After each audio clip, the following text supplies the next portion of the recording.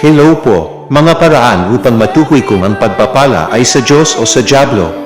Parman buwelva po uli, pagpapala ng Diyos. Una, nagmumula sa pagmamahal at pagpapatawan. Pangalawa, nagdudulot ng kapayapaan at kaligayahan.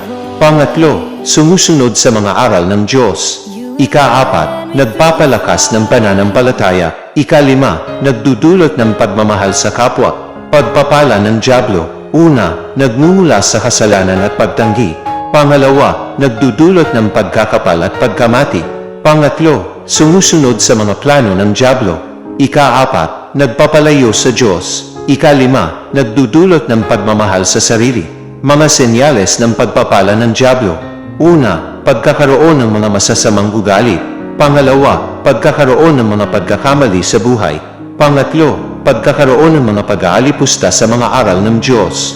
Ika-apat, pagkakaroon ng mga plano ng pagpapalayo sa Diyos. Ika-lima, pagkakaroon ng mga taong may impluwensya at kapangyarihan. Mga paraan upang maiwasan ang pagpapala ng dyablo. Una, magpakita ng pagmamahal sa Diyos. Pangalawa, sumunod sa mga aral ng Diyos. Pangatlo, magpakita ng pagpapatawad sa mga nagkakasala. Ika-apat, magpakita ng pagmamahal sa kapwa. Ika-lima, magkaroon ng pananampalataya sa Diyos. Mga benepisyo ng pagpapala ng Diyos.